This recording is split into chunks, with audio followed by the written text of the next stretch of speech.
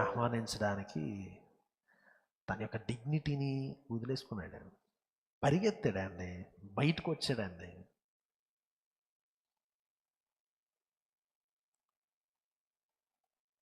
So కాబట్టి కుటుంబాలు అనేవి సస్టైన్ అవ్వాలి అంటే దేవుడు చెప్పిన ఉపమానాలు ఏంటి? దేవుని బిడ్డలే ఇద్దరు తప్పిపోయారు. తప్పిపోయిన కుమారుడు కథ కాదు అది, తప్పిపోయిన కుమారుల తండ్రి కథ అది. ఇద్దరు తప్పిపోయారు.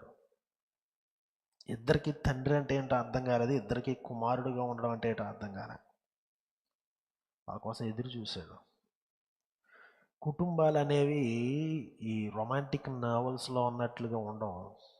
ఇష్యూస్ ఉంటాయి. ఇష్యూస్ లేకపోతే అది కుటుంబం అవ్వదు. అందరూ ఒకే పర్సనాలిటీతో ఉండరు.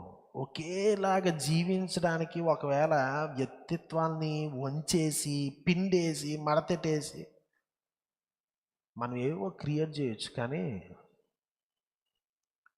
అది సరైన విధానం కాదు. అన్ని వ్యక్తిత్వాలను అంగీకరించాలి.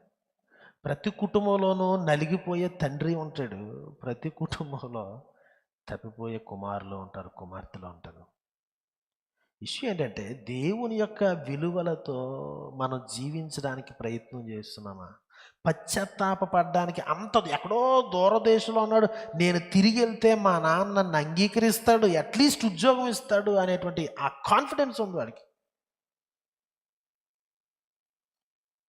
ఈరోజు మనకి బిల్లీ గ్రహాం గారికి చాలామంది బిడ్డలు, ఒక అమ్మాయికి డైవర్స్ అయింది. వాళ్ళ నానేమో ప్రపంచ ప్రఖ్యాతిగాంచిన ప్రసంగికుడు, ఈ పిల్లేమో ఫ్యామిలీ బ్రోకెన్. తట్టబుట్ట సర్దుకుని, అంటే బుట్టలు అవి వాటర్ అనుకుని, అంటే సూట్ కేసు అవి పట్టుకుని ఇంటికి వచ్చింది. చాలా భయంతో వచ్చిందండి. ఈయన ఏం చేశాడు తెలుసని, గబగబా మెట్లు దిగెళ్ళి ప్రేమతో హత్తుకుని ఇంట్లో తెచ్చుకున్నాడు. మళ్ళీ పెళ్లి చేసుకుని మళ్ళీ విడాకులే. సో ఈ ఫస్ట్ టైమే మొత్తం ప్రపంచం అంతా న్యూస్ పేపర్లో ఇవాంజలిస్ట్ యొక్క కుమార్తెకి ఎలా అయిపోయింది అది ఇది అని. ఈయనేం పట్టించుకోలే. రెండోసారి మళ్ళీ డైవర్స్ అయ్యిందంట అమ్మాయికి.